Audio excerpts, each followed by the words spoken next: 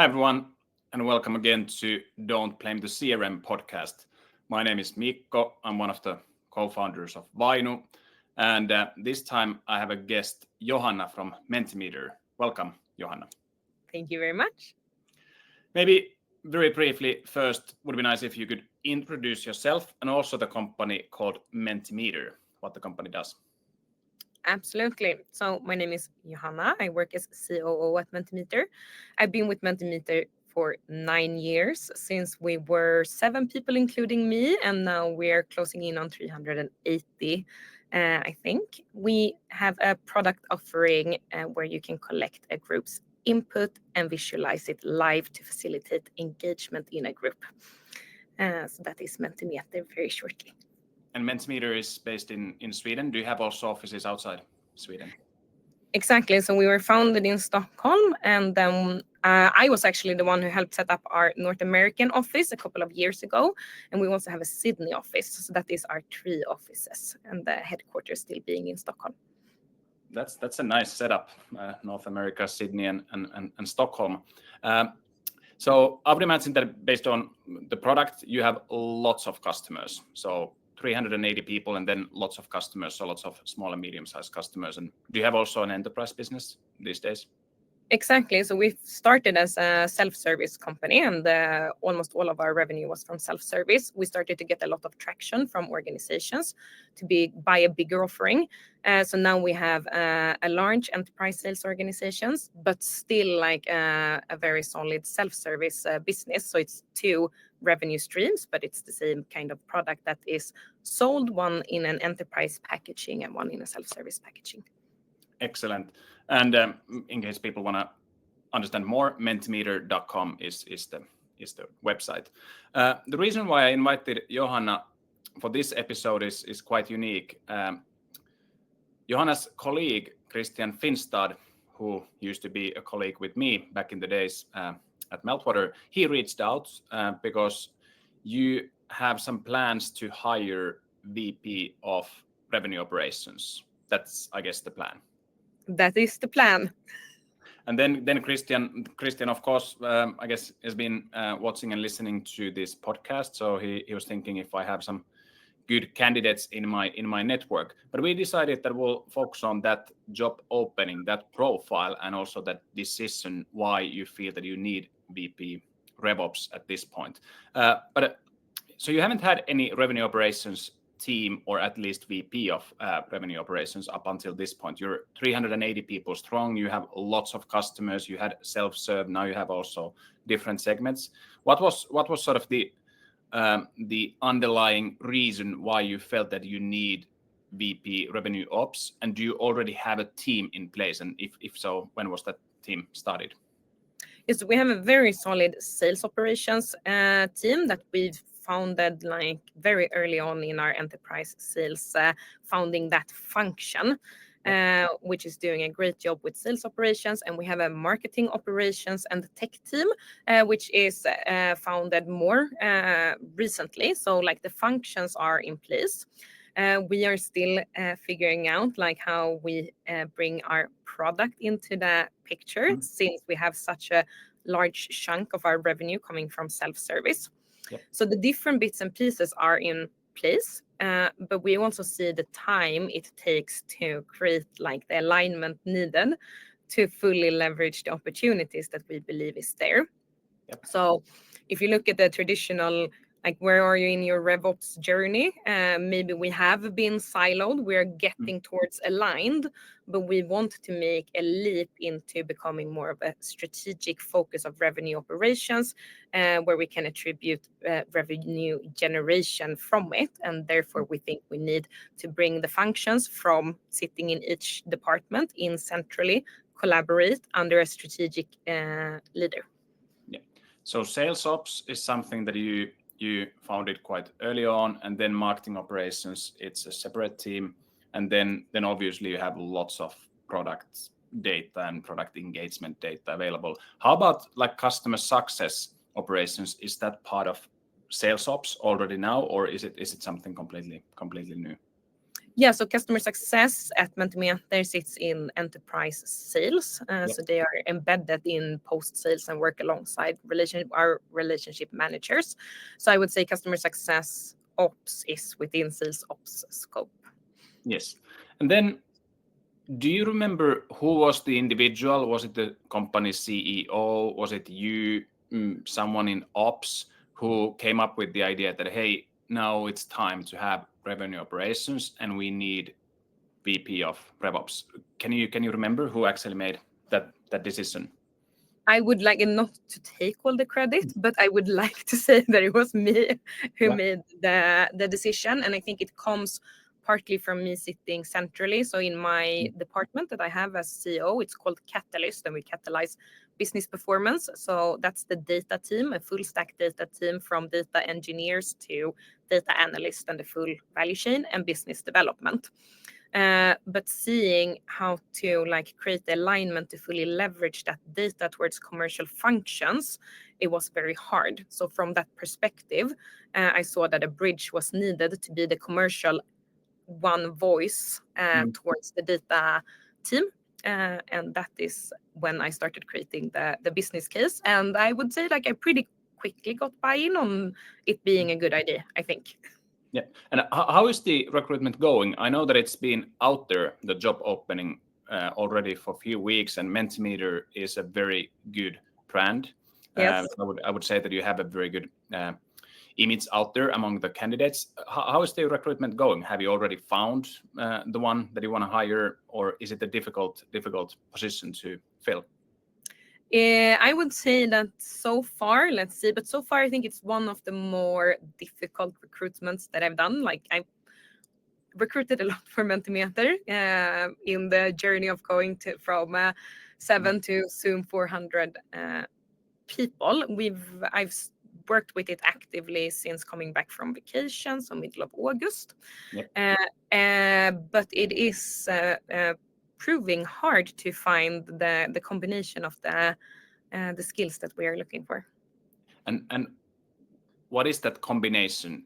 What are you looking for? Because I would again highlight that Mentimeter it's well known in the SaaS space, excellent brand, growing fast.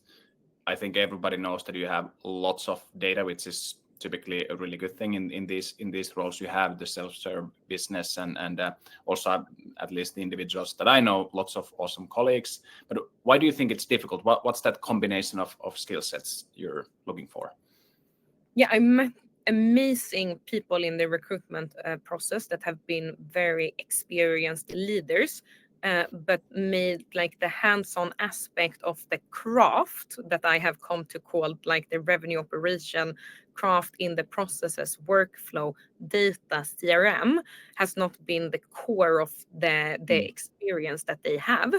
And when I have met people who has that as a core, they have not yet had the experience in the leadership dimension.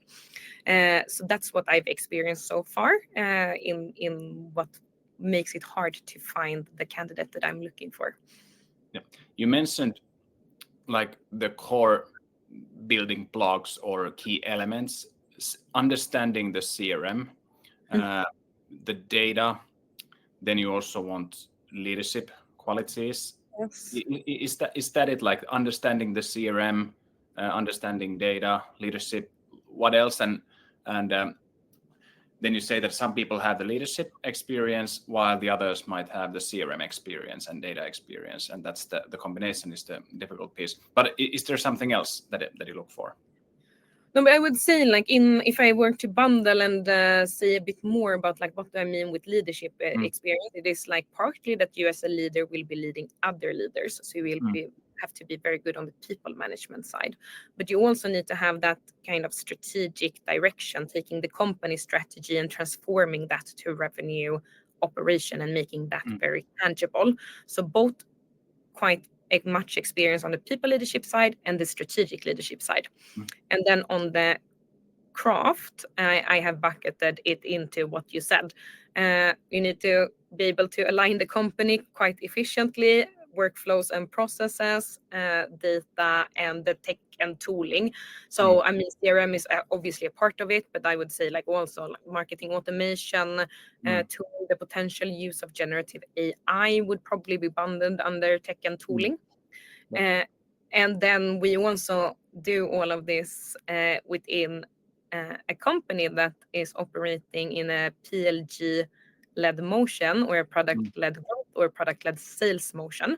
And that's what I've gotten like the feedback on why the role is very interesting, is that you get to do this in a new type of motion that the majority comes from the sales-led motion background, and you get to take that and the best of that and merge it with the product-led motion.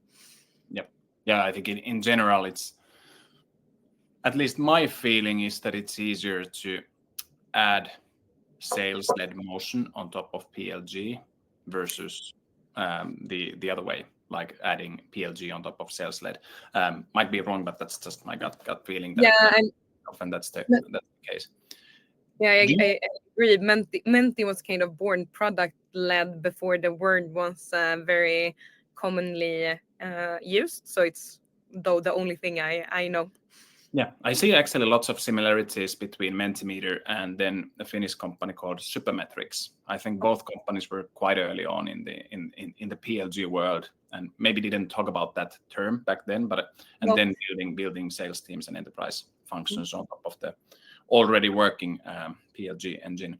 But do you feel that it's possible to come in and be in that VP RevOps role without SaaS experience, without being in these technology and software companies before? Could you just take, let's say, management consultant, someone who's super smart, knows the business in and out, and that they could, I would imagine, quite quickly understand the basic concepts of SaaS and PLG motion? Do you feel that an outsider, like someone who doesn't have a software as a service experience, could be that person that you're looking for? Or do you feel that SaaS experience is sort of must have? It's a very interesting question, because you want to think like that there are transferable skills and that where you can pick up on. But I do find it hard if you want to be like the leader and setting the direction and don't have that like SaaS very established tactics that you do apply. I think that what we've come to so far in the process, because we have had asked that question to ourselves, and we've tested the hypothesis. So far, we see that it's quite hard to come in and fully understand the revenue motions to the level where we need it to be without having SaaS knowledge. And I wouldn't say that it's impossible in any way, but since it's a brand new role that we don't have currently, it's like setting and leading the way as being one of the more senior leaders at the company. I think that being able to set that direction without much maybe guidance and taking like the company direction that way, I think it would be hard, but I could be proven wrong. Are you the one who's also running the interviews, or at least some parts of the interviews? And will the person be reporting to you as COO? Is that the plan?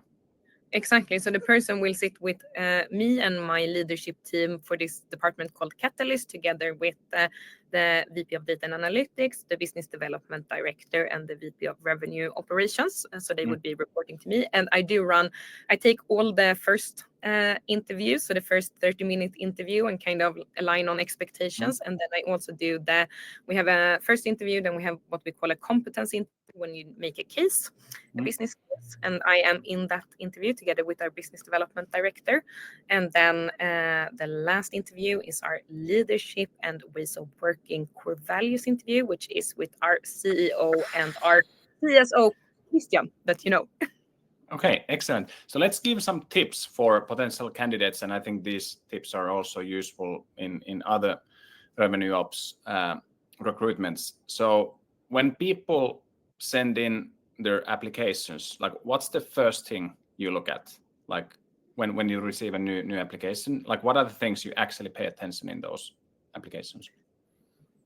So I do have, I think it's like 3 or 4 screening questions that you fill in. Those are the first thing I look at, and it is what is your leadership experience, and to like easily, I would say, like it's not the only thing, but to easily screen for that, I would say like, have you led other leaders? Do you have B2B SaaS experience? That would also be like a yes or no. And then I would say I have a question that you fill in of what is your accomplishment within the field. And that I would like to see the connection between revenue operations and revenue. So neither just revenue and neither just revenue operation. Preferably, I would like to see both of those aspects.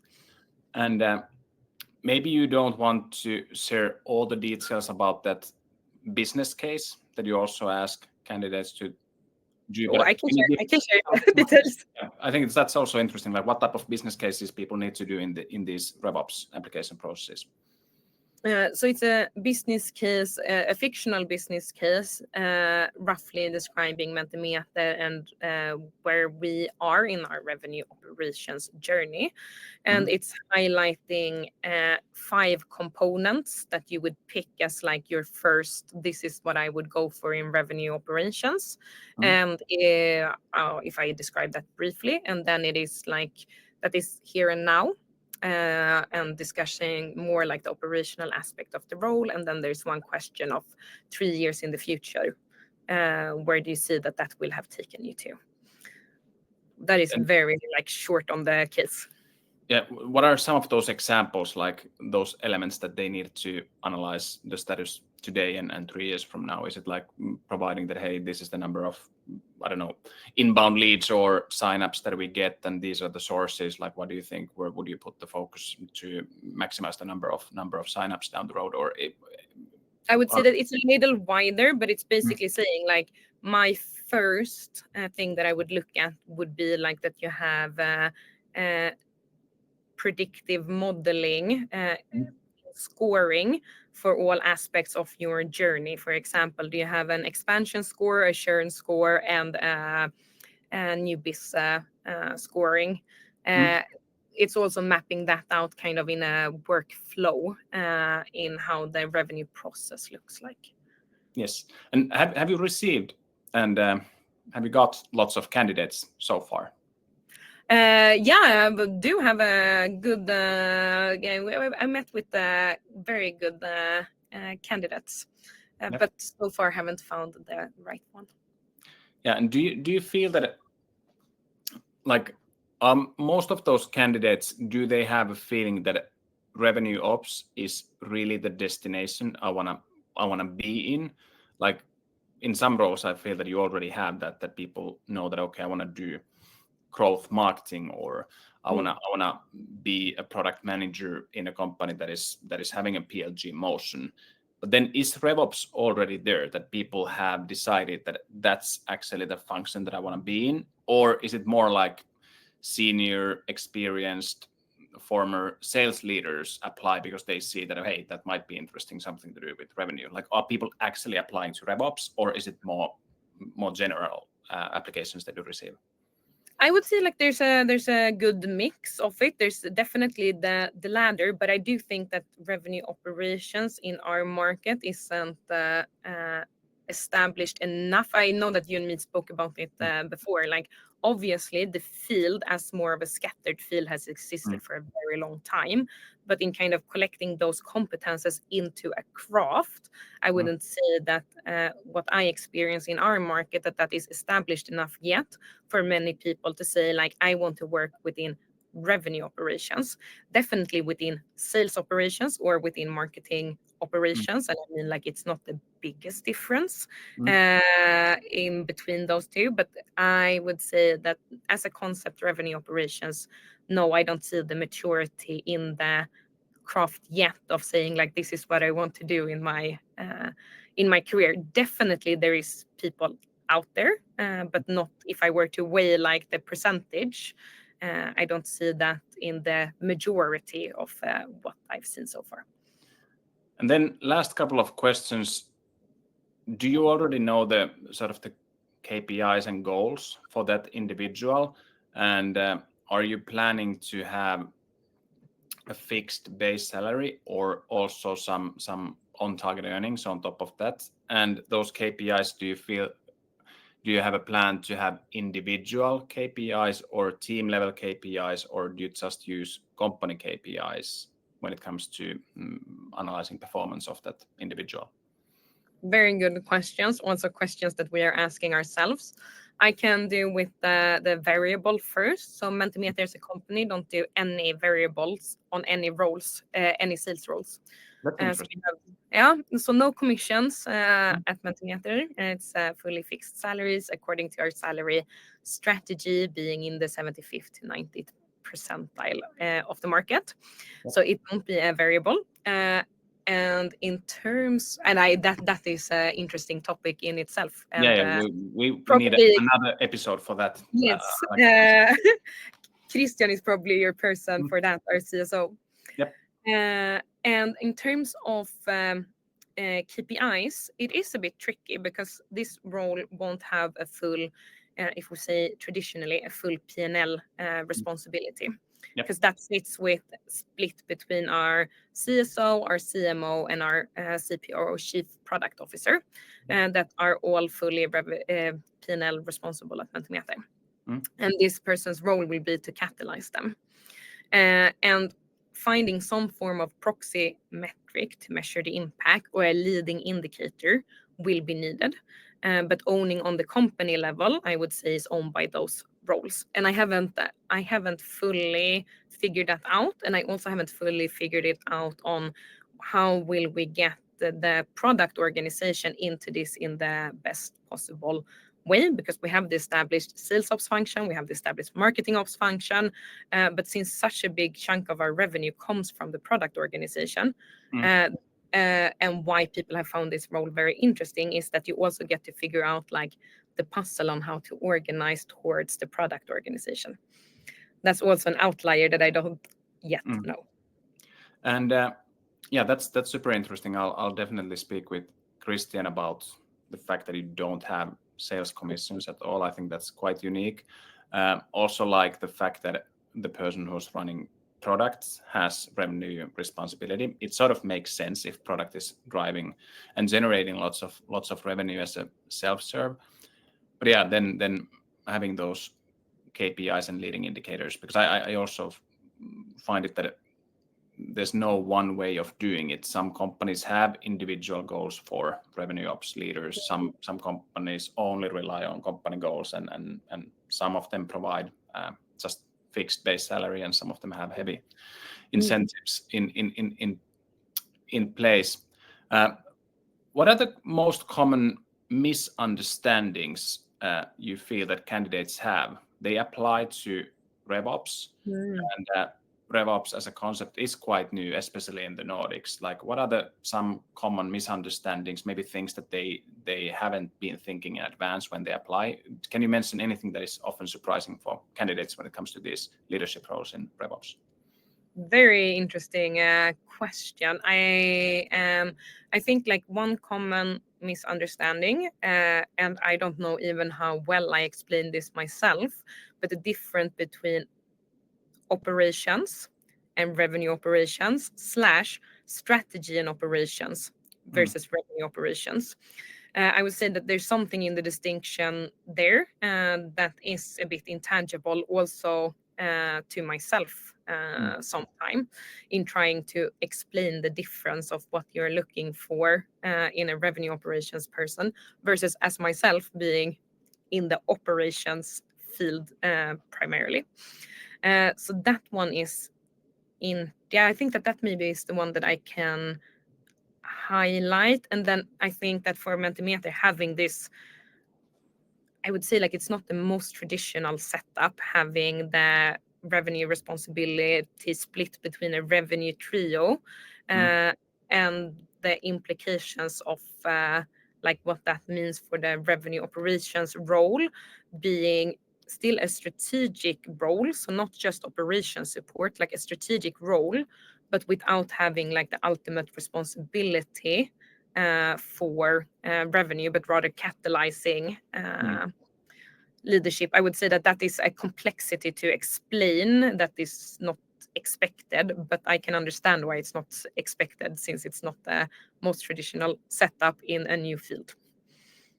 Sounds good. And last question, if we now have someone in the audience who feels that they want to apply and they could be a perfect fit with that role, what's the best way? I guess you can find the opening in the career page, but is it okay for them to reach out to you directly? What's your recommendation? How do you stand out? How do you actually move the needle in terms of being the one who applies and then gets a flying start in the process? So I actually screen all the applications that comes in. So it's I screen the applications and I take all the first interviews. So I think that in terms of getting into like me looking at your applications, everyone who applies, I will be the one looking at the applications. So I think that the questions that I do ask when you fill in, like if you take some time and think through those questions, that is what I asked instead of, for example, a personal letter. So that's the chance to stand out, and I will be looking at those. Excellent. Johanna, big thanks for being part of this episode, and I really hope that you'll find an awesome person to run RevOps at Mentimeter. And also big thanks for everyone who was watching this episode, and we'll be back with a new episode again quite soon. Thanks everyone for watching. Thank you very much.